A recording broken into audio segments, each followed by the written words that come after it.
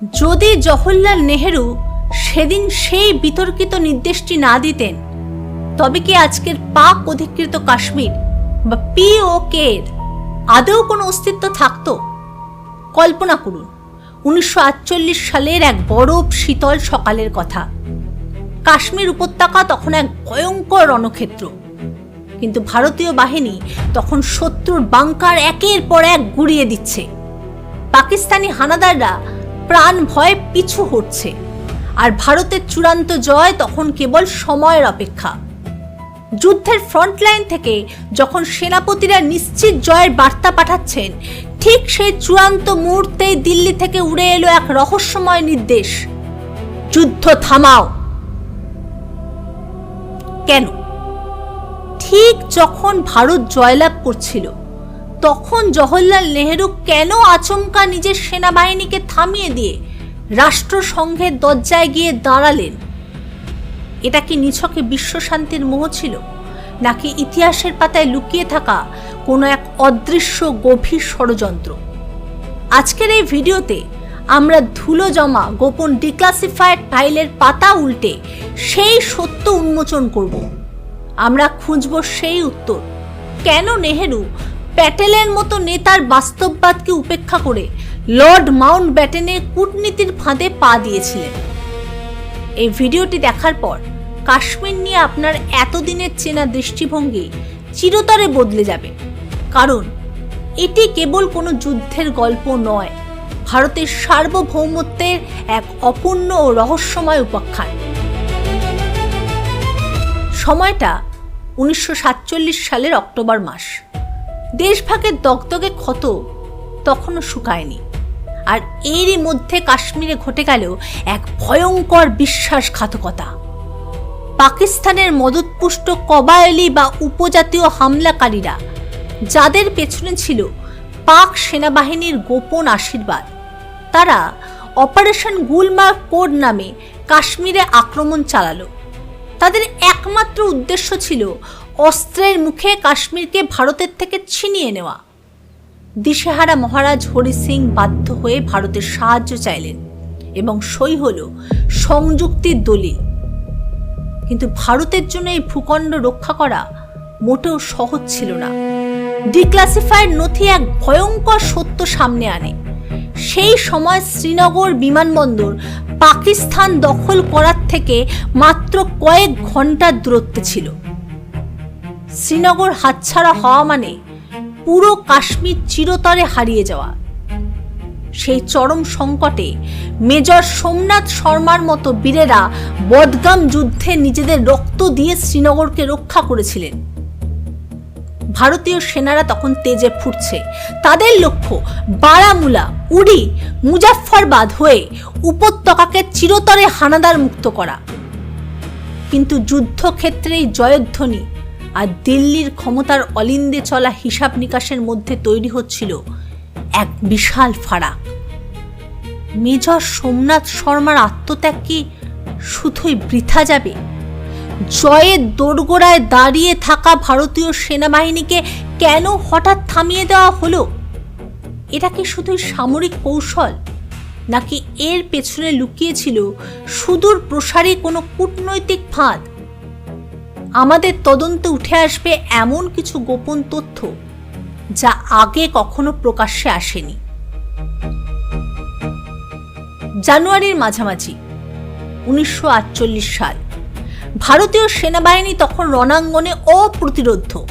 শ্রীনগর থেকে পিছু হটছে হানাদাররা, আর জওয়ানরা পাকিস্তানের সীমান্তের দিকে তড়িৎ গতিতে এগোচ্ছে।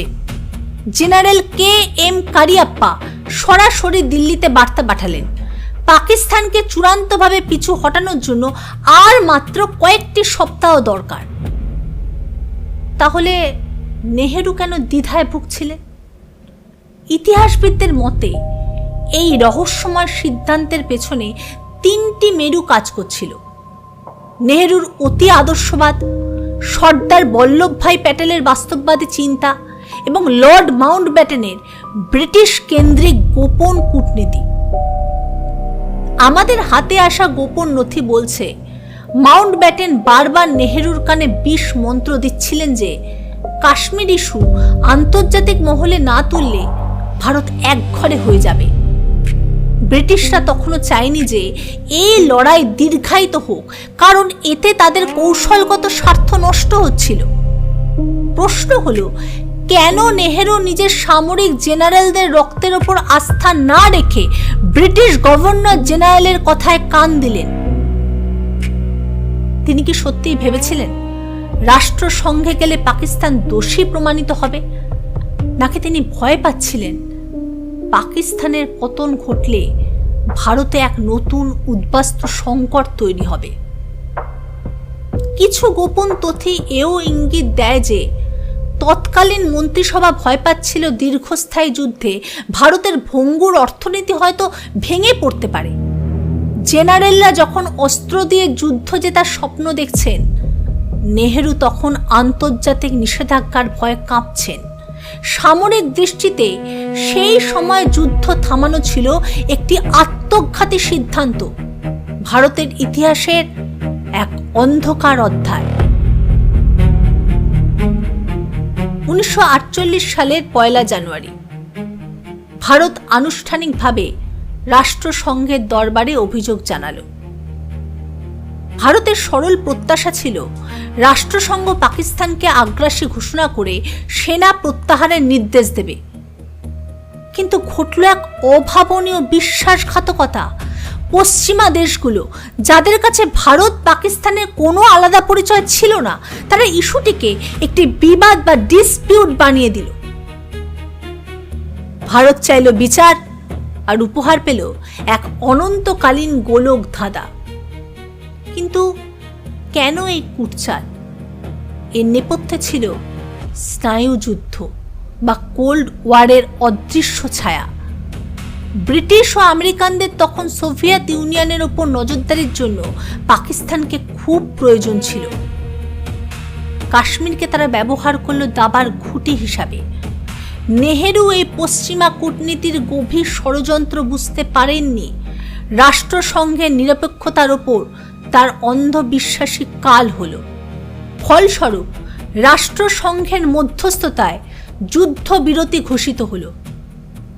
আর ভারত যেখানে দাঁড়িয়ে যুদ্ধ থামালো, পাকিস্তান সেখানেই নিজেদের দখলদারি পাকাপোক্ত করে তৈরি করলো পিওকে, যা আজও ভারতের নিরাপত্তার জন্য এক জ্বলন্ত কাঁটা। নেহেরু কেন এই সর্বনাশা সিদ্ধান্ত নিলেন? এর পেছনে 3টি প্রধান তত্ত্ব বা থিওরি আজও আমাদের ভাবায়। আদর্শবাদী নেহেরু বিশ্বশান্তির স্বপ্নে এতটাই বিভোর ছিলেন যে তিনি ভেবেছিলেন আন্তর্জাতিক আলোচনার মাধ্যমেই ভারত শান্তির দূত হিসেবে প্রতিষ্ঠিত হবে। তিনি সামরিক শক্তির চেয়ে নৈতিক শক্তির ওপর অন্ধ বিশ্বাস রেখেছিলেন, আর রাষ্ট্রসংঘ ছিল তার কাছে এক পবিত্র মঞ্চ। এটি কোনো ষড়যন্ত্র নয়, বরং এক মর্মান্তিক আদর্শবাদ। ব্রিটিশ ষড়যন্ত্র সবচেয়ে ভয়ঙ্কর ও বিতর্কিত তত্ত্ব। মাউন্টব্যাটেন কি ইচ্ছাকৃতভাবে নেহেরুকে বিভ্রান্ত করেছিলেন? ব্রিটিশরা চায়নি জন্মলগ্নেই পাকিস্তান ধ্বংস হয়ে যাক। মাউন্টব্যাটেন নেহেরুকে রাষ্ট্রসংঘের পদ দেখে আসলে ব্রিটিশদের ডিভাইড অ্যান্ড রুল নীতিরই আধুনিক রূপ বাস্তবায়ন করেছিলেন। ভয়ের রাজনীতি। নেহেরু শুধু আদর্শবাদী ছিলেন না, তার মনে ভয়ও ছিল। যুদ্ধ চললে ভারতের অর্থনীতি ভেঙে পড়বে এবং পাকিস্তানের পতনে তৈরি হওয়া শরণার্থী স্রোত ভারতের স্থিতিশীলতা নষ্ট করবে। এই ভয় থেকে হয়তো তিনি যুদ্ধ থামিয়েছিলেন। আজকের সবচেয়ে রোমহর্ষক প্রশ্ন, যদি সেদিন নেহেরু ওই নির্দেশ না দিতেন? বিশেষজ্ঞদের মতে পাকিস্তানের সেনা তখন এতটাই বিপর্যস্ত ছিল যে মুজাফফরবাদ থেকে গিলগিট বালতিস্তান পর্যন্ত পুরো ভূখণ্ড ভারতের নিয়ন্ত্রণে চলে আসতে পারত। আজকের দক্ষিণ এশিয়ার ভূ রাজনীতি সম্পূর্ণ ভিন্ন হতো। কাশ্মীরে কোনো সন্ত্রাসবাদ থাকতো না। পিওকে নিয়ে ভারতের বছরের পর বছর রক্তক্ষরণ হতো না। কিন্তু মুদ্রার উল্টো পিঠও আছে। ভারত পুরো কাশ্মীর দখল করলে ব্রিটেন বা আমেরিকাকে চুপ থাকত নাকি সরাসরি হস্তক্ষেপ করত। এই সিদ্ধান্ত ভারতকে এক অনন্ত সমস্যা থেকে বাঁচিয়েছিল, নাকি এটি ভারতের ইতিহাসের সবচেয়ে বড় কৌশলগত ভুল? এই বিতর্ক আজও অমীমাংসিত। তবে সেই সিদ্ধান্তের ফলেই কাশ্মীর আজও ভারতের বুকে এক সংবেদনশীল কাঁটা। এর প্রভাব পরবর্তী ৭৫ বছর ধরে ভারতের প্রতিরক্ষা বাজেট, সামরিক অস্থিরতা এবং কাশ্মীরি জনগণের ভাগ্যের ওপর এক গভীর ও অন্ধকার ছাপ ফেলেছে। ইতিহাসের পাতায় কোনো সিদ্ধান্তই নিখুঁত হয় না। নেহেরু যা করেছিলেন তিনি হয়তো তার সময়ের প্রেক্ষাপটে সেটিকেই সঠিক মনে করেছিলেন, কিন্তু আজকের আধুনিক দৃষ্টিকোণ থেকে এটি এক বিশাল বিতর্কিত অধ্যায়। আমরা আজ কেবল সেই ঘটনাগুলোর পোস্টমর্টেম করছি, যাতে নতুন প্রজন্ম বুঝতে পারে একটি দেশের প্রতিটি সিদ্ধান্তের গভীরে কতটা অন্ধকার ষড়যন্ত্র আর কূটনীতির খেলা লুকিয়ে থাকে। রাষ্ট্রসংঘে যাওয়া কি নেহেরুর বাস্তববাদ ছিল, নাকি মাউন্ট ব্যাটেনের বোনা এক ব্রিটিশ মরণ ফাঁদ? উত্তরটা আপনাদের বিচারের ওপরই ছেড়ে দিলাম। তবে সেদিনের ওই নির্দেশ না এলে আজকের ভারত হয়তো অনেক বেশি সুরক্ষিত থাকত। ইতিহাস অত্যন্ত জটিল, আর সেই জটিল ইতিহাসের অন্ধকার গলি আপনাদের সামনে তুলে ধরাই আমাদের কাজ। আমি সংগ্রামিকা। আমাদের এই উপস্থাপনা ভালো লাগলে চ্যানেলটি সাবস্ক্রাইব করুন। আগামী পর্বে আমরা খুলব এমন এক গোপন ফাইল যা হয়তো আপনার চিন্তাধারা চিরতরে বদলে দেবে। ইতিহাসের সত্য সন্ধানে চোখ রাখুন আমাদের চ্যানেলে। ভালো লাগলে শেয়ার করুন। দেখা হচ্ছে নেক্সট এপিসোডে। ধন্যবাদ।